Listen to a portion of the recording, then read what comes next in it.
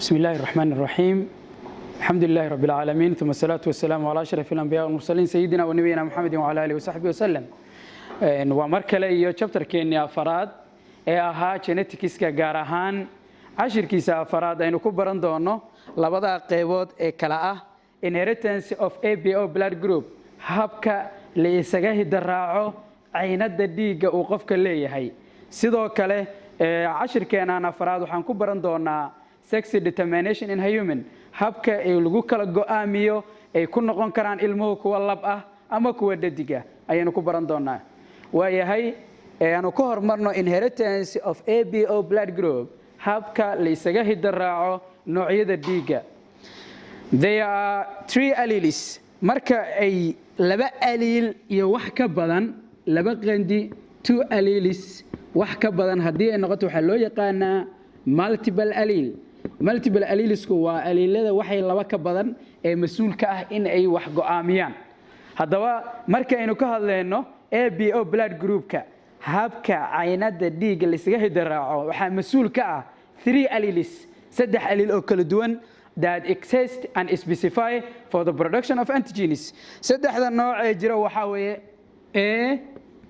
B, blood group A, blood group B, and blood group O. kan saddexaad afraad ataqaaniin oo ah dhiigga AB-du wuxuu ka yimi combination between A and B. marka ma aha wax iskiis u taagan ee wuxuu ka yimi A iyo B. sidaa daraadeed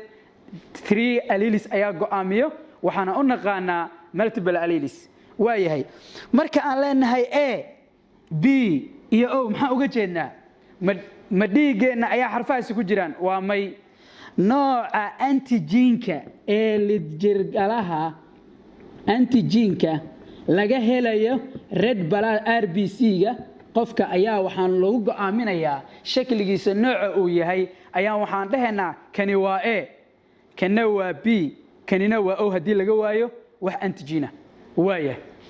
waxaan fahanay caynada dhiigga la iska hidaraaco inuu mas'uul ka yahay 3 allele kuwaasoo soo saaraan antigenka ee dhiigga laga helayo. haddaba jiinka hidasidaha dhiigga eeda mas'uulka ka ah iyo hidasidaha jiinka B-ga mas'uulka ka ah cashirkeena hore saan ku soo baranay waa codominant. codominant maxaa looga jeedaa? labadooduba waa isla soo muuqanayaanoo mid la shiiqinayo oo la qarinayo ma jiro. oo markii A blood group A loo keenay blood group B waxay noqonayaan AB, labadoodu way soo wada muuqanayaan. xaaladda noocaas ayaa la yiraahdaa codominant, si wada jir ay u soo muuqanayaan oo mid kala shiiqinayo ma jiro. gene A iyo gene B labada A-ga dhiigga A-ga jiinka u taagan ee mas'uulka ka ah iyo jiinka B-ga mas'uulka ka ah are dominant over O. O-na way shiiqiyaan. waxaan nidhi A iyo B waa isla soo baxaan. blood and gene A plus gene B waxay noqon AB, way isla soo muuqanayaan. laakiin haddii gene A iyo gene O isku imaadaan waxay noqonayaan AO. blood type-kana O waa qarsoon yahay oo qofkani dhiiggiisa maxaan dhahaynaa? waxaan leenahay waa A. sabab because gene A is dominant over gene O. dhiigga nooca eeda waa uu qariyaa, wuu shiiqiyaa nooca eeda wuu shiiqiyaa Oda, as well as sidoo kalena dhiigga noociisa B-du yahay wuxuu qariyaa isagana O. haddaba maxaan dhahaynaa? O is a recessive. O-gu waa shiiqsane, halka A iyo B-na aan leenahay waa dominant, shiiqiye. labadoodaba both genes oo A iyo B recessive ayuu ka yahay. haddaan aragno qof dhiiggiisa BO yahay, genotype-kiisa yahay BO, maxaan dhahaynaa qofkaas dhiiggiisa? waxaan leenahay waa B.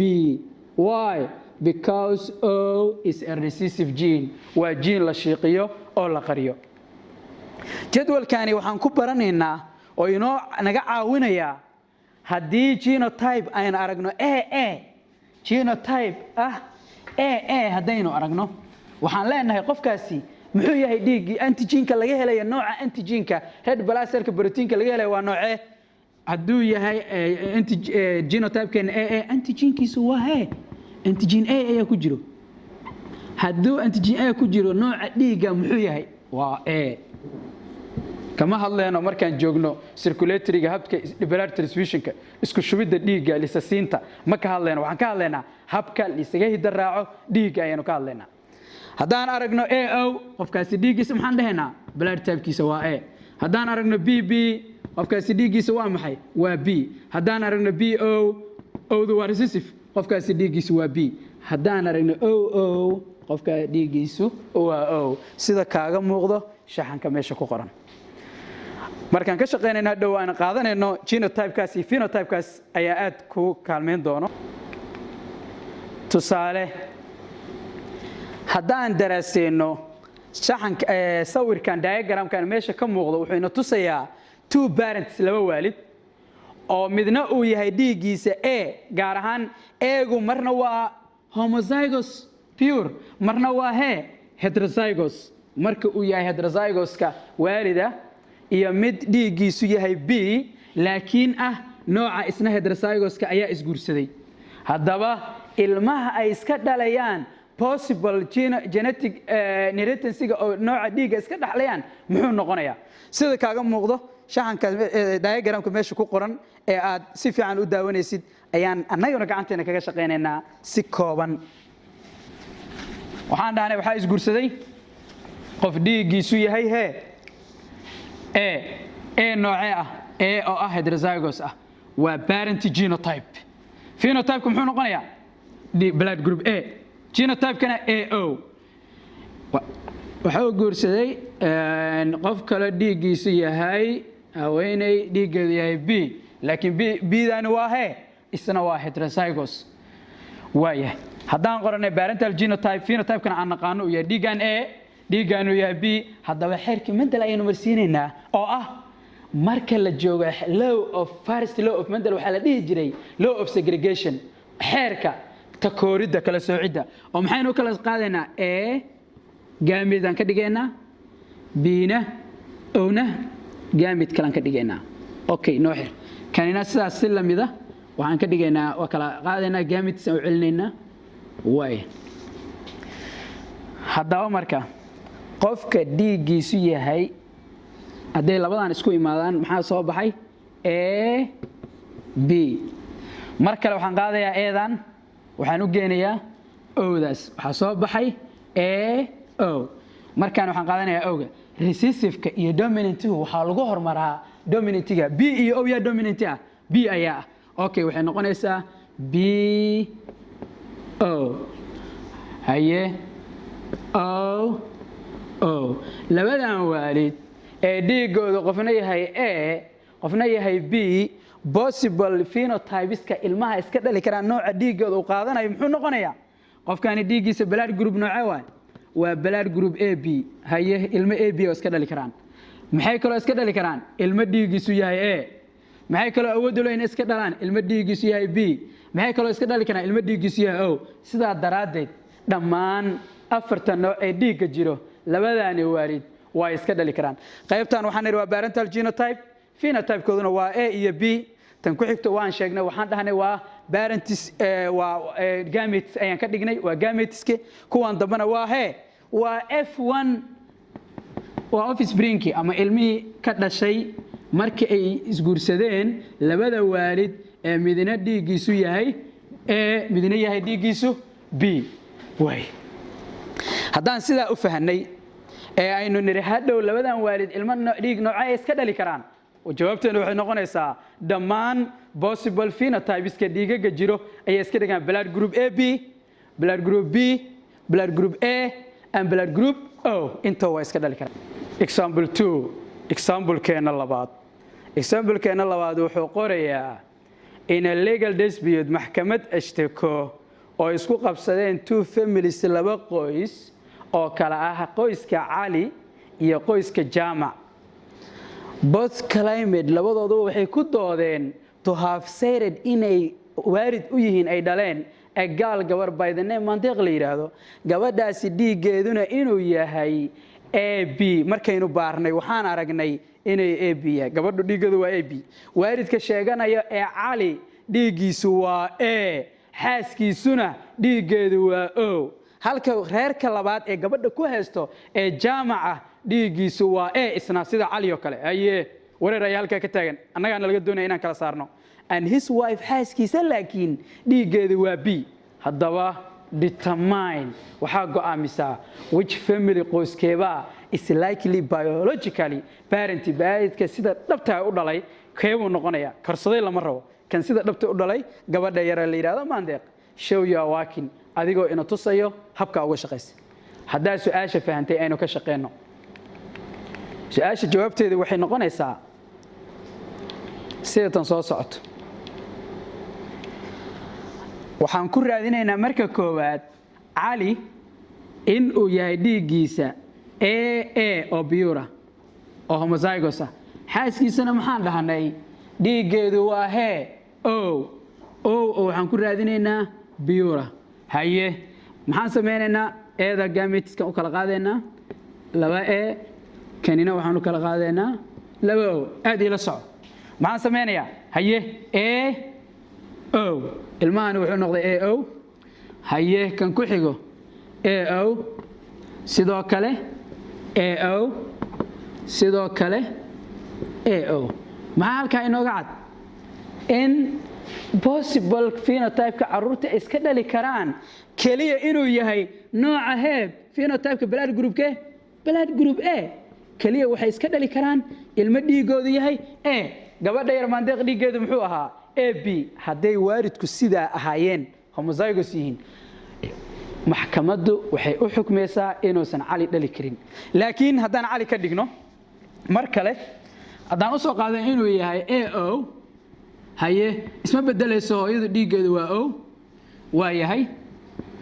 maxaan sameynaynaa waxaan ka dhigaynaa genotype gametes aan u bedelaynaa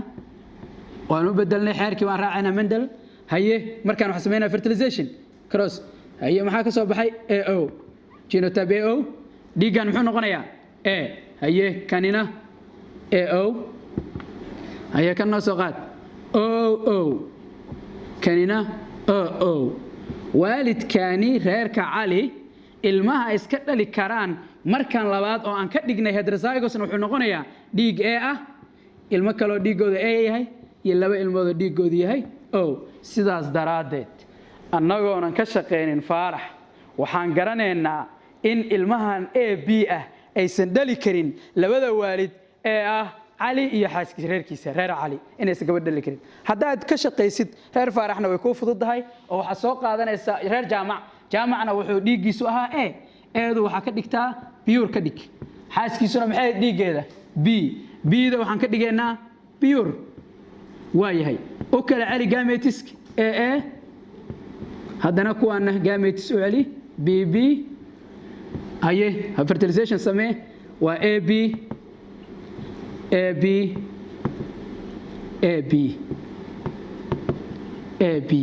dhammaan phenotype-ka boqolkiiba boqol iska dhali karaan waa ilmo AB ah sidaa daraadeed gabadhan yar maandeeq ee maxkamadda ashtaka la isku haystay waxaan leenahay waxa waarid u noqon karo jaamac qoyskiisa maxaa yeelay possible phenotype-ka iska dhali karaan boqolkiiba boqol waa blood group he AB qaybta labaad ee isla cashirkeenan afraad waxay noqonaysaa go'aaminta jinsiga nooca uu noqonayo wiil mise gabar sex determination go'aamintaasi waxaa go'aamiya waxaan naqaanaa inuu jiro variation kala duwanaansho xagga jinsiga ah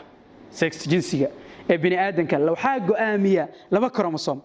labada chromosome ee kala go'aamiya waxaan naqaanaa inay yihiin chromosome X